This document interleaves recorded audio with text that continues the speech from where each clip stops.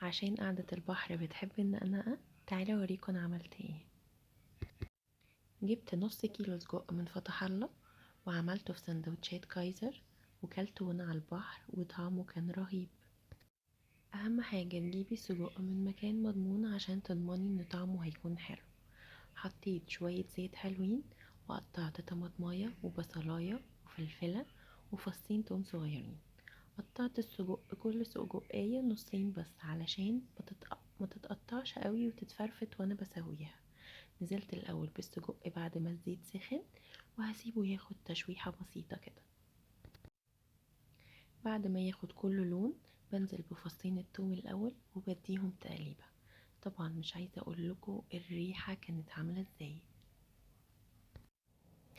بعد كده ودي التركية اللي انا بعملها، بحط شوية خل الاول قبل ما احط باقي الخضار، بتديها طعم وريحة حلوة قوي. كمان البهارات دي فظيعة لكل حاجة يا جماعة، طعمها حلو جدا جدا جدا. حطيت منها حبة صغيرين لانه معروف طبعا ان السجق بيكون اصلا طعمه بهارات. بعد كده هضيف البصل لوحده الاول وهديله تقليبة.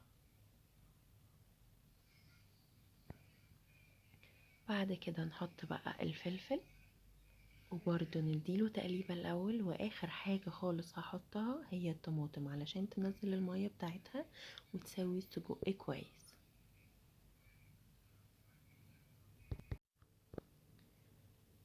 اوعي تحطي مية على السجق وانتي بتسويه، هيضيع طعمه وهيخليه مش حلو خالص. الحاجة اللي انتي ممكن تضيفيها هي دبس الرمان، بيديله طعم حلو جدا، بس انا الحقيقة ما كانش عندي وقتها.